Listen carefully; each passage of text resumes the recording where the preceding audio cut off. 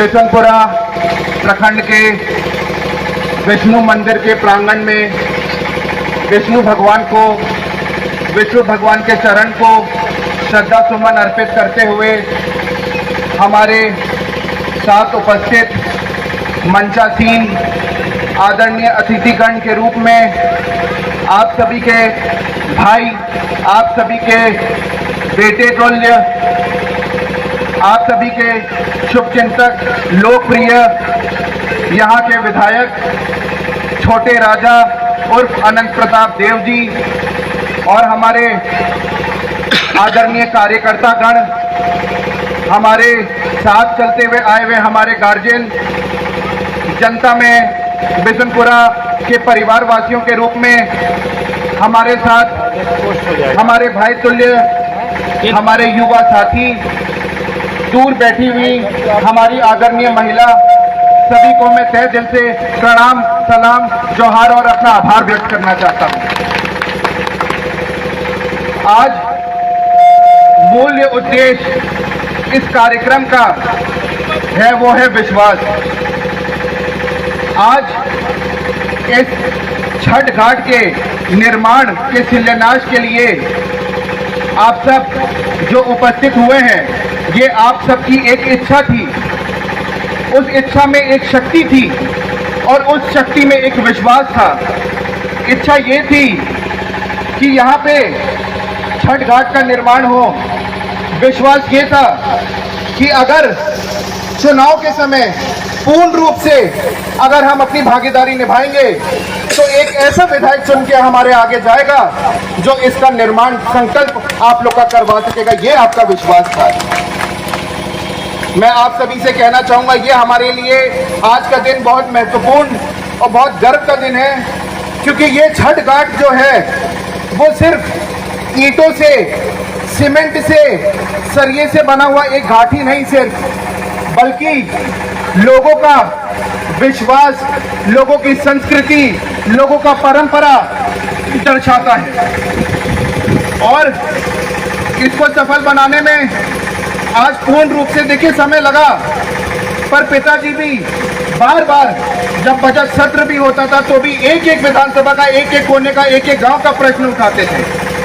तो भले ही देर से हुआ, पर हुआ कि नहीं हुआ, मैं आप सबसे पूछना चाहता हूँ। हुआ ना? आप लोग का संकल्प पूरा हुआ ना? क्योंकि ये विश्वास था। और एक सच्चे विधायक और एक सच्ची राजनीति वही होती है जो आप सबके समस्या का समाधान करके जमीन के स्तर पे लाया जाए। आज वो इनने करके दिखाया। पर कुछ ऐसे लोग हैं, मैं नाम नहीं लूंगा, आप खुद जान जाएंगे, जो इस विश्वास को तोड़ना चाहते हैं। हमारे कार्यकर्ता रात दिन मेहनत करते हैं आप लोगों के लिए, पर उसको झूठा साबित करवाना चाहते हैं। मैं नाम नहीं लूंगा, खुद समझ सकते हैं कि 130 करोड़ का घोटाला और 150 किलो का मोटापा दोनों एक ही बरादरी के। मैं आपको ये कहने आया हूँ। जिंदाबाद जिंदाबाद, दोनों जिंदाबाद जिंदाबाद। मेरे भवनाथपुर विधानसभा के परिवार वासियों का पैसा लूटने में लगे हुए, अपनी जेबें भरने में लगे हुए। और यदि कोई सच्चा विधायक आप लोगों के लिए काम करता हो, आप लोग के लिए मतलब धर्म से काम करता हो, इच्छा से काम करता हो, यहाँ के कार्यकर्ता रात दिन मेहनत करते हो, तो उनको झूठा ठुकराने के लिए प्रेस कॉन्फ्रेंस किया जाता है, साजिशें रची जाती हैं बिना प्रमाण की। मुझे प्रमाण में सबूत दिखाइए।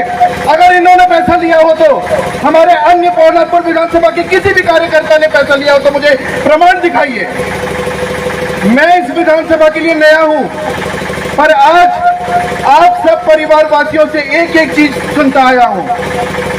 आज बोलते हैं यहाँ पे इनको कि ये हाथ टूटा हुआ विधायक रहे हैं। इनको ये नहीं मालूम कि पहले में एक पासवान परिवार के एक आदमी को इनने अपनी गाड़ी से इनका पैर तोड़ा था।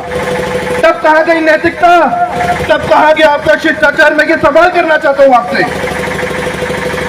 मजाक बना के रख लिया उनने राजनीति को। अपने परिवार के लिए, अपने पार्टी के लिए विरोध बोलना, जिसका कोई प्रमाण ना हो, बोलते हैं यहाँ पे चापाकल नहीं कर रहा है, यहाँ पे बिजली नहीं आ रही है। चापाकल देना भी सरकार का काम है, बिजली देना भी सरकार का काम है। और वहाँ पे कुछ लोगों को पहले से ही बताया जाता है, कुछ महिलाओं को आगे बैठा दिया जाता है, जो रमना में अभी रोहिला में हुआ था, और उनको बोला जाता है जब मैं आपसे सवाल पूछूं तो हाँ आप ना बोलिएगा, हाँ मत बोलिएगा, क्योंकि ये ऐसे विचारधारा के आदमी है। उन्होंने बोला बिजली आ रही है तो उन लोगों ने भी बोला नहीं बोलो, क्या समझ रहे हैं ये चीज कि छोटे राजा के लिए बदनाम करने के लिए बोल रहे हैं या हमारे कार्यकर्ताओं को बदनाम करने के लिए बोल रहे हैं।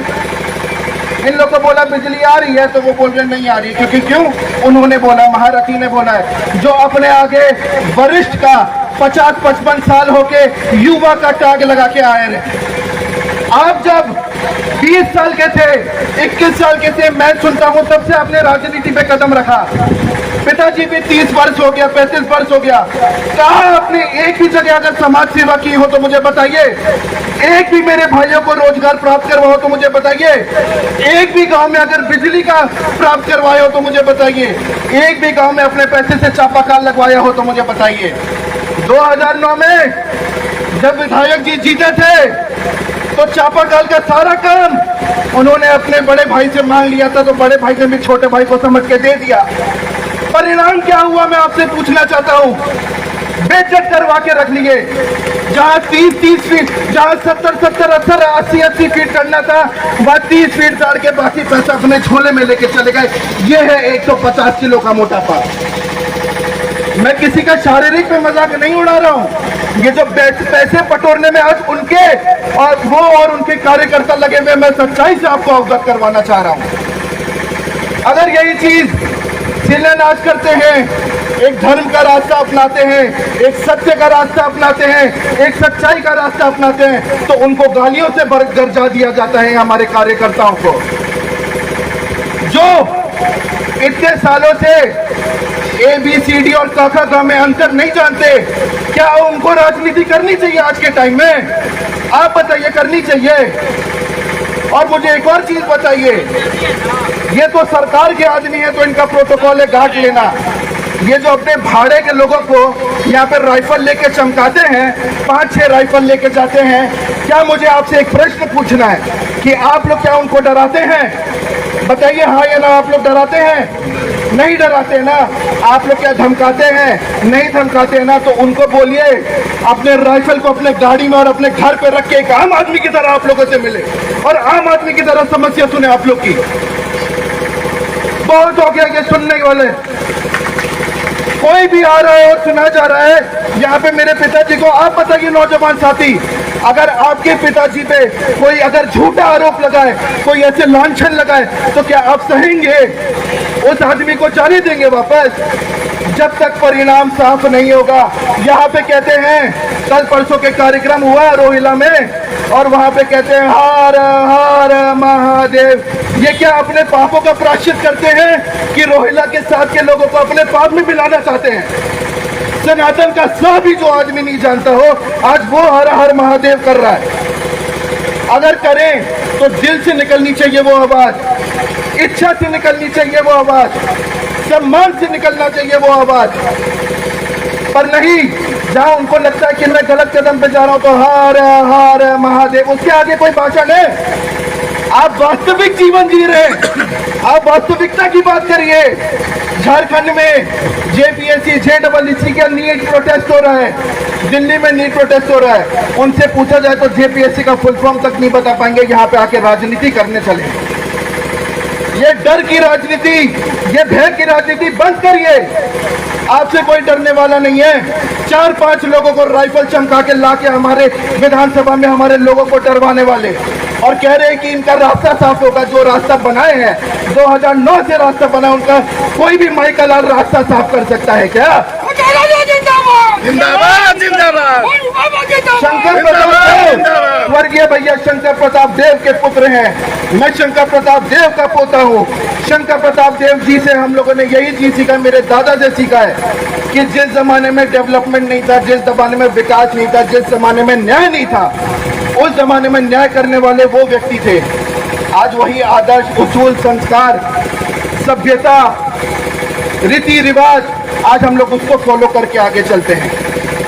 उस जमाने में जब लोगों के पास खेती बाड़ी करने का साधन नहीं था, तब सिंचाई करते थे। सिंचाई के लिए डैम खुलवाया मेरे मानिक बच्चा दादाजी ने।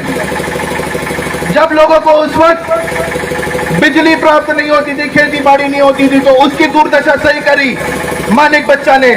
जब उस समय लोगों को रोजगार प्राप्त नहीं होता था, तो उस समय पावर प्लांट खोला मानिक बच्चा ने। और आज उस पावर प्लांट को बेचने चले इनके भाई, मैं नाम नहीं लूंगा, बहुत दुर्भाग्य की बात है कि 2009 में क्रेशर प्लांट खुलवाया। जब 2009 में जब जीते थे, उसके कुछ टाइम बाद कहते हैं हम भानु को जितवा दिए, कभी कहते हैं हम अनंत को जितवा दिए। अगर मुझे एक बात बताइए, आप चुनाव में हर वक्त रहेंगे और चुनाव आने से 18 दिन पहले इधर उधर कर जाएंगे, तो समीकरण और संगठन तो आपके ही ना आधार पे बना होगा। तो आप जीत के महान बन रहे हैं। भानु जी के बाहर है और 4 महीने 6 महीने में उनको भी निकाल दिया गया, क्योंकि ये ऐसे व्यक्ति हैं जो किसी को अपना सगा परिवार नहीं मान के चलते हैं, ये सिर्फ अपने खुद के हैं। इसीलिए मैं ज्यादा कुछ ना बोलते हुए मैं बहुत आभार करना चाहूंगा मेरे पिताजी का, और मैं फक्र हूं उनका बेटा होने में और भैया शंकर प्रताप जी का पोता होने में, कि आज जो काम करवा रहे हैं और जो काम होता आया है, चाहे वो रोजगार से संबंधित हो, चाहे वो सिंचाई से संबंधित हो, उस चीज को, उसके आदर संस्कार को, उसके उसूलों को आज तक ना कभी छोटे राजा भूले। ना आपको वादा करके जा रहा हूं इस विष्णु मंदिर में, ना मन्नू बाबा भूल नहीं रहा अपनी जिंदगी में। इसीलिए यहाँ पे भयभीत होने की जरूरत नहीं है। जब तक हमारी सांसें हैं, आप सबकी परेशानियां हम लेंगे।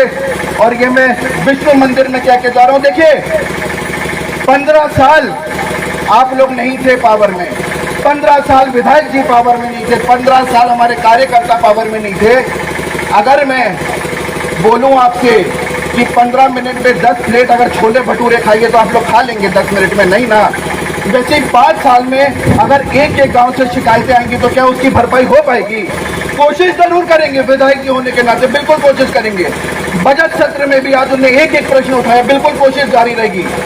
पर इसकी पॉसिबिलिटी भगवान भी नहीं दे सकता कि यहाँ पे अगर ये बनना हो तो बन पाएगा नहीं, पर कोशिश पूरी रहेगी। हम लोग को और समय दीजिए, आप लोग का जो भी संकल्प होगा, जो भी परेशानियां होगी, हम लोग सुनाएंगे। भले ही इसमें समय लगेगा, पर हम लोग करेंगे पूरा श्रद्धा पूर्वक, पूरे निष्ठा पूर्वक से। बहुत बहुत धन्यवाद आपको। जिंदाबाद जिंदाबाद जिंदाबाद जिंदाबाद जिंदाबाद।